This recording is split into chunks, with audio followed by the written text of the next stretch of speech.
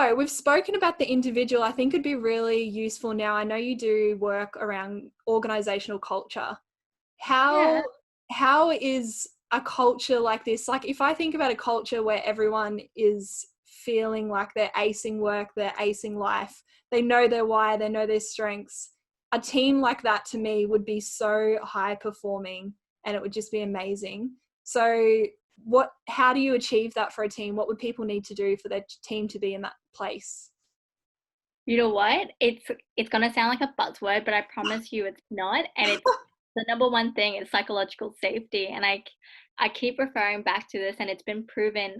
Google did this amazing project called Project Aristotle, and the number one thing that kept on coming up for them in regards to high performing teams and high performing culture was psychological safety. So how safe do your people feel in your care, and do you create the conditions for them to show up and be authentic and feel like they are being themselves in both their work and their lives. And like I'm going to throw a HC example in here. One of our cultural values is um, fail safely, soar publicly. Or I'm probably paraphrasing that.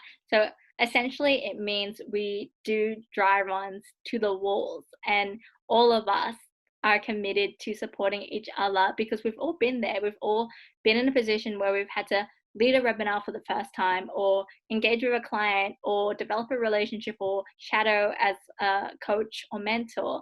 And we have a collective shared experience. So recently, one of my amazing colleagues, Emily, she led this all day facilitation on this workshop called Essential Skills for Managers yesterday.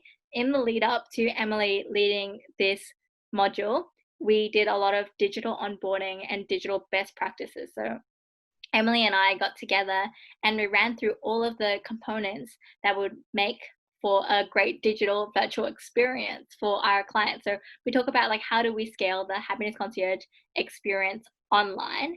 And Emily is an experienced facilitator. She's big in culture and capability. So I was able to draw from her own experiences, and Emily taught me a lot in the way. So we did one session one-on-one, and then we did a second session with a wider team. And with Zoom, there's a lot of different functionality. For example, breakout rooms are fun, but they can also be your worst enemy if you don't know how to use them. So we created a space for Emily to have a play, and all of our team members were test participants in her session. And Emily just ran the show. She was in the driver's seat. She had a play. If things broke, we were all there ready to troubleshoot with her. So we're all like, oh, you know what, Emily, you could press this button to make this a different result, or you could try this approach, or you can use bigger hand gestures, or so and so. And it was kind of like the brain's trust unpacked all of the fears, because when you're delivering virtually, it's like another phrase from my colleague Nick, shift happens. You're expecting the tech to fail, and that's like the biggest anxiety for everyone. I know, like Emily said, the phrase of the year is you're on mute, and that often happens like when you're so passionate and you're like doing this diatribe, and then you realize like I'm on mute. So having that practice and getting used to the Yeah. tool, and being in a team that is supportive of you, so like you can feel like you can break as many things as you want in this instance before going live, so you've already had that experience. And I always say, like, role play for role development. Like if we've done it once, we're more likely to feel like we can do it, like it's already been done. So with that in mind, that condition for success and that condition for safety was, we're all in this together, we've been there before, we're coming together to help support you and champion you. And actually on the day with I spent the whole day with Emily yesterday just being the behind the scenes tech concierge, or tech DJ as I like to call it. And I said, like, Emily, you can focus on delivering a great facilitation and a great learning experience. I'm going to be here. I'll be manning the breakout rooms. I'll be manning the chat. I'll be engaging with the people. And she just felt so supported, and she felt like a weight had been lifted because we already had that time to try all the things. We had already had that time to unpack everything that could go wrong and unpack everything that could go right. And I think, well, even though this is a very long-winded example, No, this is amazing. Such a yeah, good practical example. Yeah.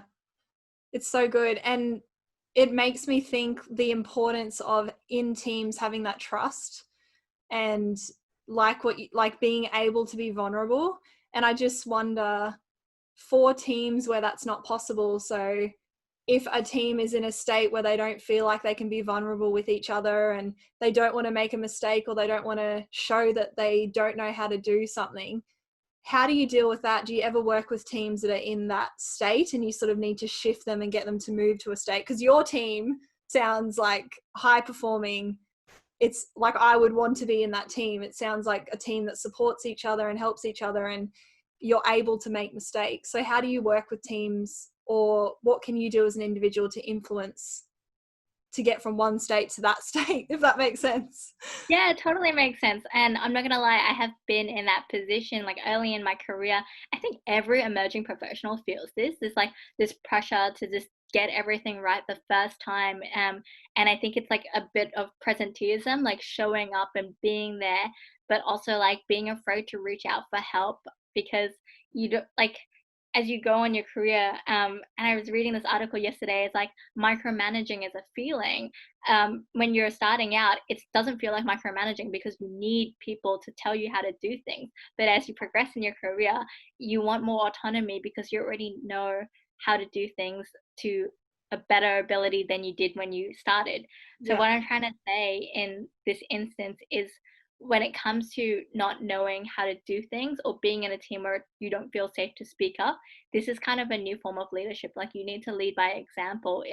I think with leadership, it doesn't necessarily mean leading a team or leading a project. And I think there's so much importance that needs to be placed on leading by example. So having somebody step up and say like, hey, I was really struggling with this the other day. It opens the opportunities for connection and also creating a sense of community so that everyone knows that they're not alone and that this is part of the human experience. People do make mistakes, but I think it's really dependent on the other factors at play. So whether or not you're in an organization where the culture is there are no mistakes, like you cannot fail. I think if that's a instance, then that's a bigger fish to fry. I think that's Yeah. something that needs to be discussed with your managers, with the HR team, with the wider leadership team.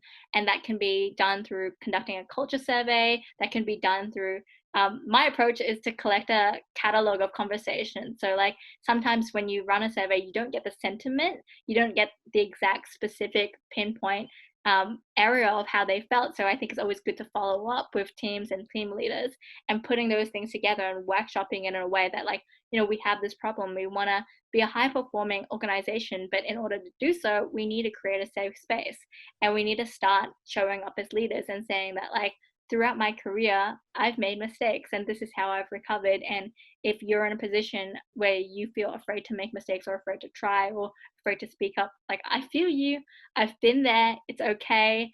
And we really want to start having these conversations because culture it's the stories that we tell each other every day. It's the set of behaviors that we live and demonstrate. So when we can do that, when we feel safe to do that and we have other people showing up, it makes it easier for us to speak up.